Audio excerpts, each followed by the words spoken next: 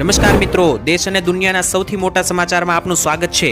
તો આજના તાજા સમાચાર મેળવવા માટે વિડીયોને અંત સુધી જોતા રહો અને આવા જ દરરોજના સમાચાર સૌથી પહેલા મેળવવા માટે આ ચેનલને સબસ્ક્રાઇબ કરવાનું ના ભૂલતા। तो मित्रों, आज प्रथम समाचार विषय बात करें तो 7 दिवस भारे वरसाद ने लईने सौथी मोटी आगाही आपी देवामां आवी छे। अंबालाल पटेले नवा राउंड ने लईने हवे करी नाखी छे सौथी मोटी आगाही। एटले गुजरात राज्यमां हवे पाका पाये शरू थई चूक्यो छे त्रीजो वरसादनो राउंड अने आ राउंडमां केवा वरसादो जोवा मळशे, कया कया गामडाओमां वरसाद पड़शे अने कया गामडाओ हजू पण एकदम सूका रही जशे तेना विषे अंबालाल पटेले सौथी मोटी आगाही गामडाओना नाम साथे करी दीधी छे। तेना वच्चे मित्रों वात करीए तो वरसादनो पहेलो राउंड આવ્યો હતો 1 થી 9 તારીખે, જે ખૂબ જ સારો હતો। અમુક ભાગોની અંદર અમુક ભાગોમાં વરસાદ નહોતો।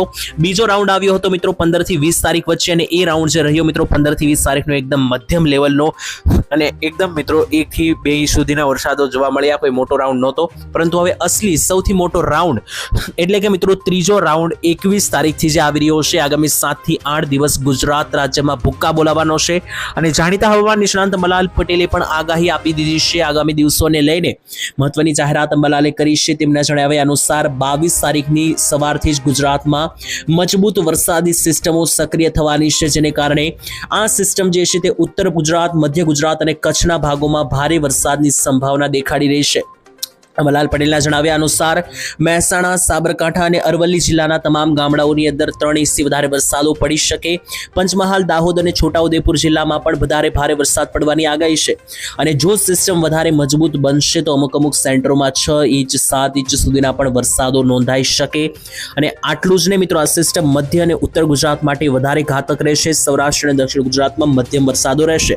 અને ECMFWF વેધર મોડેલ અનુસાર વાત માનીએ તો મિત્રો ECMWF નું વેધર મોડેલ તો 16 ઇંચ સુધીના વરસાદ ઉત્તર ગુજરાતમાં જે છે તે જણાવી રહ્યું છે 20 થી 30 તારીખની વચ્ચે। ત્યારબાદના મહત્વપૂર્ણ સમાચાર વિશે વાત કરીએ તો દેશમાં હાહાકાર મચી ચૂક્યો છે। કંઈક મોટી નવાજૂની થઈ શકે। જી હા દર્શક મિત્રો, તમને જણાવી દઈએ તો અત્યારે દિલ્હીની અંદર જે યુવાનો તરફથી મિત્રો આંદોલન શરૂ કરવામાં આવ્યું છે તે આજે વધારે ઘાતક બનતું જોવા મળ્યું। અને આટલું જ ને મિત્રો, જે યુવાઓ છે જે મિત્રો અત્યારે પ્રદર્શન કરી રહ્યા છે તે મિત્રો અત્યારે દિલ્હીની અંદર સાંસદ ભવન એટલે કે પાર્લામેન્ટના ગેટ સુધી પહોંચી જતા ભારે હંગામો મચી ચૂક્યો છે। જી હા મિત્રો, સાંસદના દરવાજા ઉપર ઇન્ડિયન આર્મીના કેટલાક જવાનો પણ તૈનાત કરવામાં આવ્યા છે, જેથી મિત્રો કોઈ પણ પ્રકારના સાંસદમાં હોબાળો ના મચે।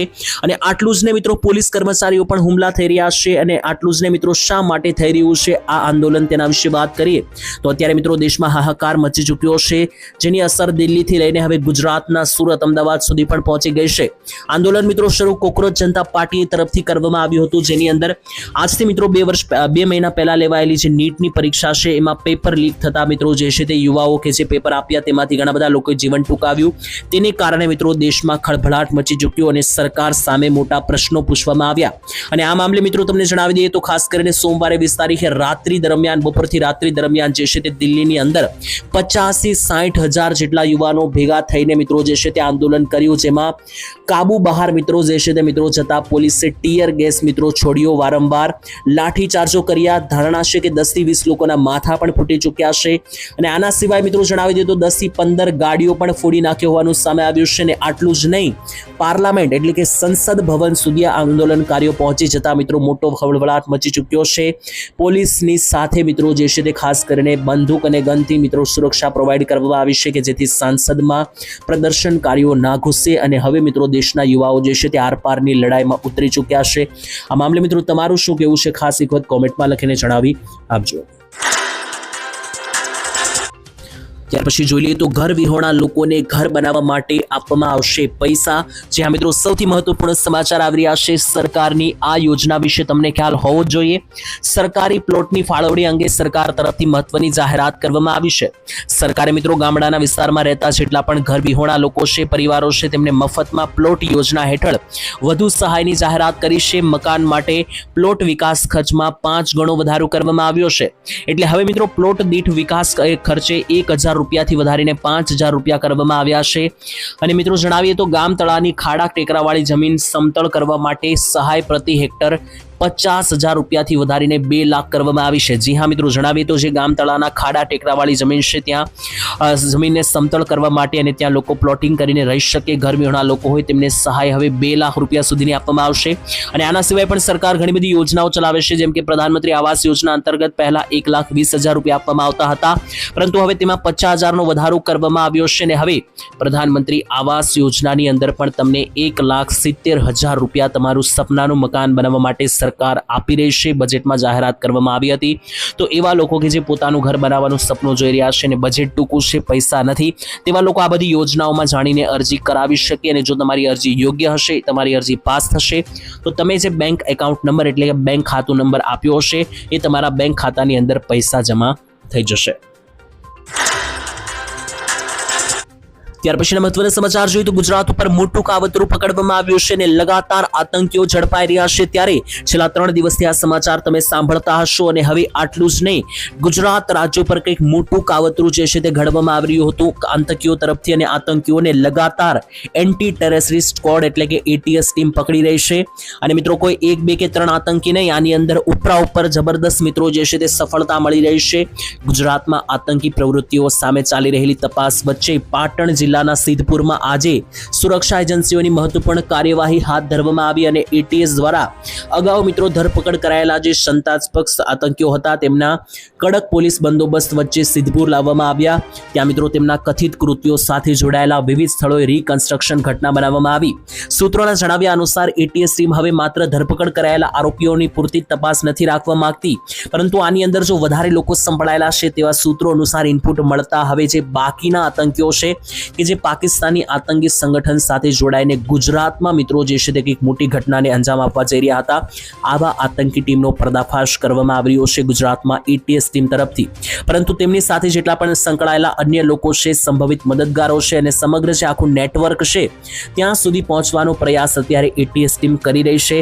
અને આરોપીઓએ કોના સંપર્કમાં હતા, કોની પાસેથી મદદ લીધી હતી, કોની મુલાકાત કરી હતી, કોઈ મોટા ષડયંત્રની તૈયારી ચાલી રહી હતી કે નહીં, તે દિશામાં પણ તપાસ આગળ હાથ ધરવામાં આવી રહી છે. કારણ કે હમણાં દરરોજ આવા 5 થી 4 લોકોની ધરપકડ કરવામાં આવી રહી છે ATS કે જે પાકિસ્તાની આતંકી સંગઠનો સાથે જોડાયેલા છે અને ગુજરાતમાં અને ભારતમાં કોઈ મોટા હુમલાનું સાજિશ રચી રહ્યા હોય તેવા લોકોને જે છે તે સરકારની તરફથી પણ મિત્રો કાર્યવાહી અને ખાસ ATS ટીમ છે તેમને અત્યારે સફળતા મળી છે અને આવા લોકોને રંગે હાથ પકડવામાં આવ્યા. ત્યાર પછી જોઈએ તો આ ચોમાસાની લઈને ખરાબ રસ્તા અને ખરાબ પાણીથી કંટાળ્યા લોકો અને ચોમાસા પહેલાની જે તૈયારીઓ હોય છે તેમને સરખી કરવામાં નથી આવી તેવા મિત્રો દાવાઓ કરવામાં આવ્યા. ત્યારે મહાનગરપાલિકાઓની અંદર આજે જનરલ બોર્ડના દિવસે એક તરફ વિપક્ષે આજી રિવરફ્રન્ટથી માંડીને જગલેશ્વર ડિમોલિશન ખર્ચ મામલે સવાલોનો મોટો ચલાવ્યો ઉપયોગ. અને આની અંદર મિત્રો જણાવીએ તો કોંગ્રેસના મિત્રો જેટલા પણ કર્મચારીઓ છે તેમના તરફથી ભ્રષ્ટાચાર અને તંત્રની નિષ્ફળતા સામે ધરણાનો કાર્યક્રમ યોજવામાં આવ્યો. મહાનગરપાલિકા બોર્ડમાં આવા ભ્રષ્ટાચાર સહિતની બાબતો સાથેના બેનર લઈને લોકો પહોંચ્યા. આટલું જ નહીં, બેનર સાથે સભાખંડ તરફ જતા રોકવામાં આવતા બોલાચાલી અને ધક્કામુક્કી પણ થઈ. કોંગ્રેસ નેતાઓએ જણાવ્યું કે શહેરમાં ચોમાસા પહેલાની જે તૈયારીઓ હોય છે મહાનગરપાલિકાની કામગીરી તેની વાસ્તવિકતા લોકો સામે આવી રહી છે. કારણ કે વિસ્તારમાં અનેકો જગ્યાએ ગંદુ અને દુર્ગંધવાળું પીવાનું પાણી લોકોના ઘરે પહોંચી રહ્યું છે, જેથી રોગચાળાઓ પણ અત્યારે ખૂબ જ વધારે વકરી રહ્યા છે. અને બીજી બાજુ ખરાબ રસ્તાઓ પણ મિત્રો એટલા ભયંકર થઈ ચૂક્યા છે કે તેને કારણે વારંવાર જાનલેવા અકસ્માતો થઈ રહ્યા છે. તો આ તંત્રની આખી બેદરકારી અને જે પ્રી મોન્સૂન કામગીરી એટલે ચોમાસા પહેલાની જે કામગીરીઓ હોય છે પાણી મામલે, રોડ રસ્તાઓ રિપેરિંગ મામલે તદ્દન નિષ્ફળ ગઈ હોવાનું અને ભ્રષ્ટાચારનો મિત્રો જે છે તે દાવાઓ કરવામાં આવ્યા છે. કોંગ્રેસે વિરોધ પ્રદર્શન વ્યક્ત કરીને માહિતી આપી.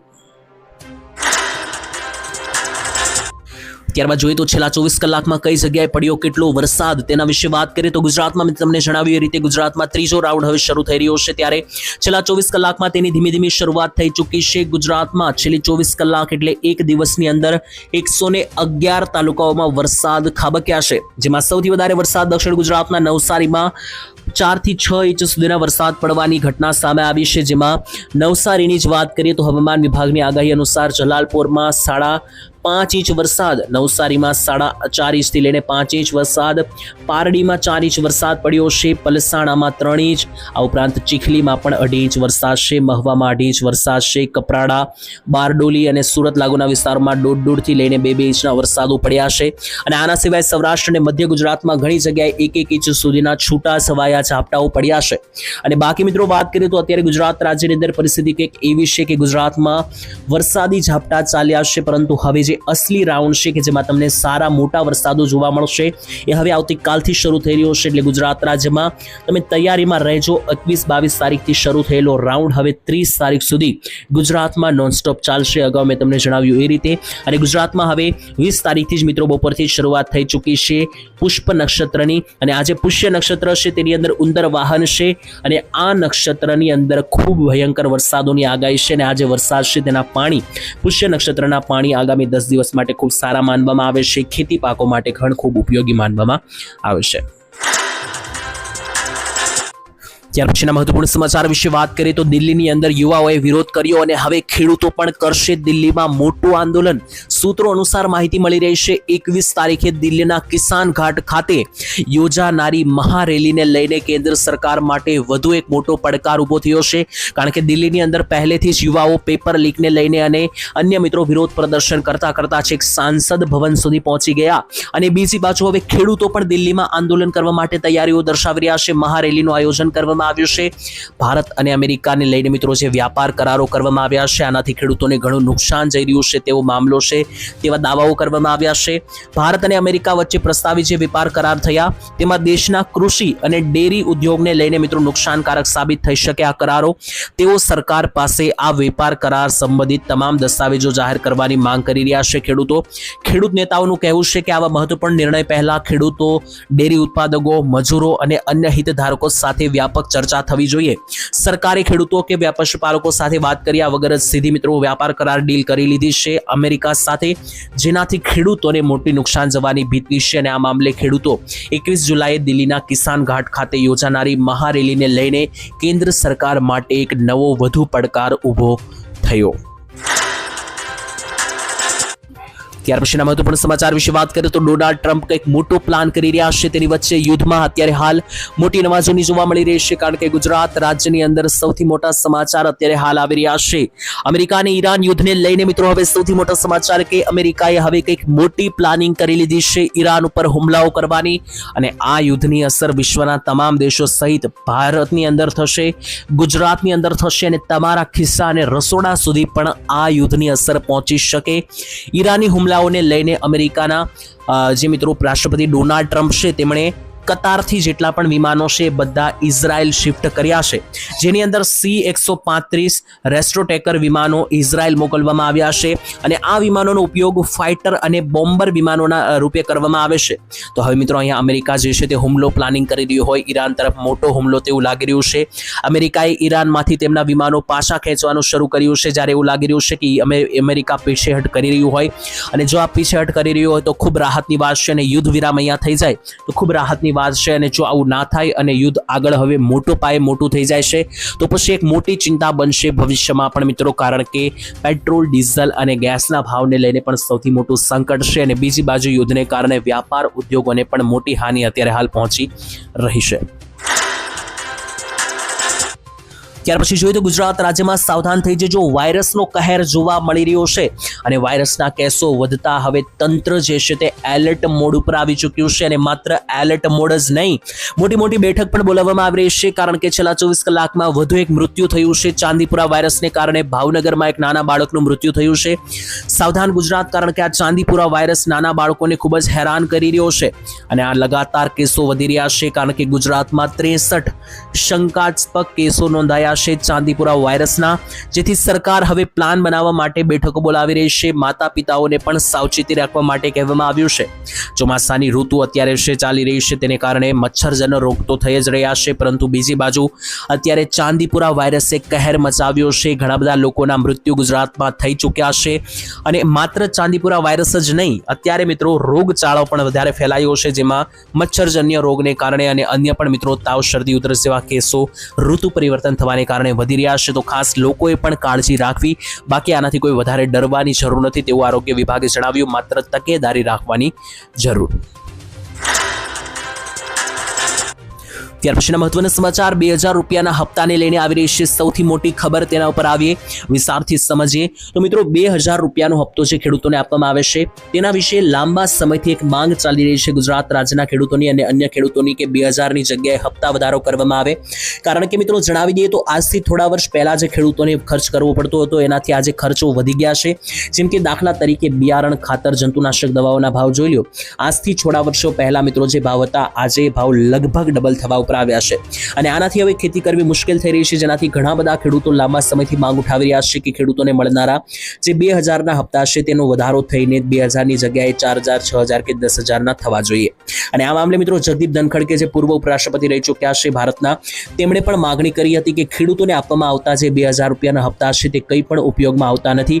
તો આની જગ્યાએ જો ખેડૂતોને 2000ની જગ્યાએ 10,000ના હપ્તા વર્ષે 3 આપવામાં આવે તો એનાથી ખેડૂતોને ઘણો લાભ થાય. એ પૈસાનો ઉપયોગ ખેડૂતો બિયારણ ખરીદવા, જંતુનાશક દવા કે ખાતર ખરીદવા કરી શકે. કારણ કે 10,000નો હપ્તો જેવો મળે તો ખેડૂતોને રાહત મળે. કારણ કે 2000 રૂપિયાના નાનકડા હપ્તાથી કોઈ પણ ખેડૂતને મોટો લાભ મળતો નથી તેવું જગદીપ ધનખડે પણ કહ્યું હતું. અને આ મામલે લાંબા સમયથી ખેડૂતો જે માંગ ઉઠાવી રહ્યા છે, તેમાં ઘણા બધા રાજ્યોમાં 2000ની જગ્યાએ 4000ના હપ્તા મળી પણ રહ્યા છે, જેમ કે પશ્ચિમ બંગાળ, મહારાષ્ટ્ર, રાજસ્થાનમાં. તો શું ગુજરાતમાં મળવા જોઈએ કે નહીં, તમારું શું મિત્રો માનવું છે, જરૂરથી કોઈ કોમેન્ટમાં લખજો.